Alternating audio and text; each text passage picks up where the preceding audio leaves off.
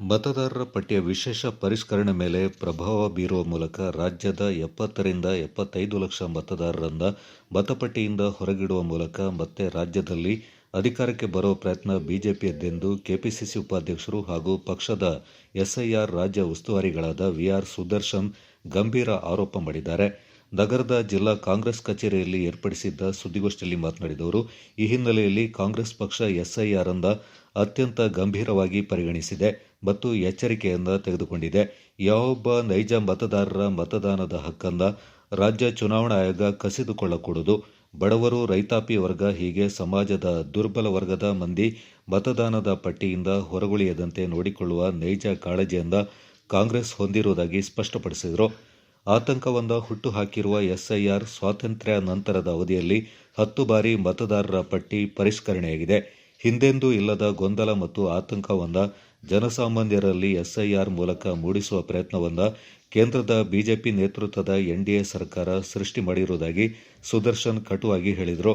ಈ ಹಿನ್ನೆಲೆಯಲ್ಲಿ ಕಾಂಗ್ರೆಸ್ ಪಕ್ಷವು ಪ್ರಧಾನವಾಗಿ ಪ್ರಸ್ತುತ ನಡೀತಾ ಇರುವ ಎಸ್ಐಆರ್ ಮೂಲಕ ನೈಜ ಮತದಾರರು ಮತಪಟ್ಟಿಯಿಂದ ಹೊರಗುಳಿಯದಂತೆ ಹಾಗೂ ಕಾಂಗ್ರೆಸ್ ಬೆಂಬಲಿಸುವ ಮತದಾರರನ್ನ ಉದ್ದೇಶಪೂರ್ವಕವಾಗಿ ಮತಪಟ್ಟಿಯಿಂದ ಹೊರಗಿಡುವ ಯಾವುದೇ ಪ್ರಯತ್ನಗಳು ನಡೆಯದಂತೆ ನೋಡಿಕೊಳ್ಳುವುದಕ್ಕೆ ಆದ್ಯತೆಯನ್ನ ನೀಡಿದೆ.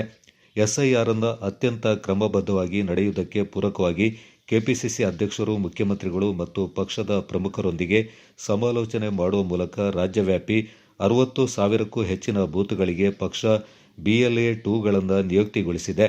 ಇದರೊಂದಿಗೆ ಈಗಿನ ಕೆಪಿಸಿಸಿ ಅಧ್ಯಕ್ಷರಾದ ಬಿಕೆ ಹರಿಪ್ರಸಾದ್ ಮತ್ತು ಮುಖ್ಯಮಂತ್ರಿ ಡಿಕೆ ಶಿವಕುಮಾರ್ ಅವರ ಮಾರ್ಗದರ್ಶನದಲ್ಲಿ ಪ್ರತಿ ಜಿಲ್ಲೆಗೆ ಎಸ್ಐಆರ್ಗೆ ಸಂಬಂಧಪಟ್ಟಂತೆ ಪಕ್ಷದಿಂದ ವೀಕ್ಷಕರ ನಿಯುಕ್ತಿ ಮಾಡಿರುವುದಲ್ಲದೆ ಜಿಲ್ಲಾ ಕಾಂಗ್ರೆಸ್ ಅಧ್ಯಕ್ಷರ ಸಹಕಾರದೊಂದಿಗೆ ಮತದಾರರ ಪಟ್ಟಿ ವಿಶೇಷ ಪರಿಷ್ಕರಣೆಗೆ ಅನುಕೂಲಕರವಾಗಿರುವಂತೆ BLAಗಳಿಗೆ ಅಗತ್ಯ ತರಬೇತಿಗಳನ್ನು ನೀಡುವ ಮೂಲಕ ಪಕ್ಷ ಒಟ್ಟು ಪ್ರಕ್ರಿಯೆಯಲ್ಲಿ ಜವಾಬ್ದಾರಿಯುತವಾಗಿ ತೊಡಗಿಸಿಕೊಂಡಿರುವುದಾಗಿ ಸ್ಪಷ್ಟಪಡಿಸಿದರು.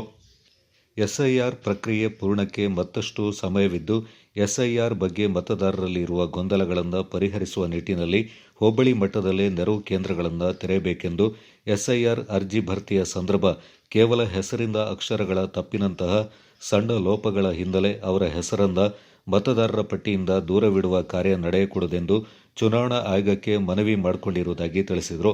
ಪಿಆರ್ಸಿ ಬಗ್ಗೆ ದುರುದ್ದೇಶದ ಆರೋಪ. ಆದಿವಾಸಿಗಳು, ಬಡವರ್ಗದ ಮಂದಿ, ನಿರ್ಗತಿಕ ಮಂದಿಯ ಅನುಕೂಲಕ್ಕಾಗಿ ಶಾಶ್ವತ ವಾಸದ ದೃಢೀಕರಣ ಪತ್ರವನ್ನು ತಹಶೀಲ್ದಾರ್ ಮೂಲಕ ನೀಡಲು ಸರ್ಕಾರ ಅವಕಾಶ ನೀಡಿದೆ. ಈ ವಿಚಾರದ ಬಗ್ಗೆ ಚುನಾವಣಾ ಆಯೋಗದ ಗಮನಕ್ಕೂ ತರಲಾಗಿದೆ. ಚುನಾವಣಾ ಆಯೋಗವು ಮೊದಲು ಎಸ್ಐಆರ್ ಬಗ್ಗೆ ಜನಸಾಮಾನ್ಯರಿಗೆ ಇರುವ ಗೊಂದಲಗಳನ್ನು ನಿವಾರಿಸಲು ಅಗತ್ಯ ಕ್ರಮ ಕೈಗೊಳ್ಳಬೇಕೆಂದು ಹೇಳಿದರು. ಎಸ್ಐಆರ್ ಜಿಲ್ಲಾ ಉಸ್ತುವಾರಿ ಎಂ ಲಕ್ಷ್ಮಣ್ ಮಾತನಾಡಿ, ಪಿಆರ್ಸಿ ಎನ್ನುವುದು ಹೊಸದೇನಲ್ಲ. ಚುನಾವಣಾ ಆಯೋಗವೇ ಸಕ್ಷಮ ಪ್ರಾಧಿಕಾರದ ಮೂಲಕ ವಾಸ ದೃಢೀಕರಣ ಪತ್ರವನ್ನು ಪ್ರಸ್ತಾಪಿಸಿದೆ ಎಂದು ತಿಳಿಸಿ, ಪ್ರಸ್ತುತ ಎಸ್ಐಆರ್ ಮೂಲಕ ನಡೆದಿರುವ ಗೊಂದಲಗಳು ಕೇವಲ ನೈಜ ಮತದಾರರನ್ನ ಮತಪಟ್ಟಿಯಿಂದ ಹೊರಗಿಡುವ ಹುನ್ನಾರವೆಂದು ತೀಕ್ಷ್ಣವಾಗಿ ಹೇಳಿದರು.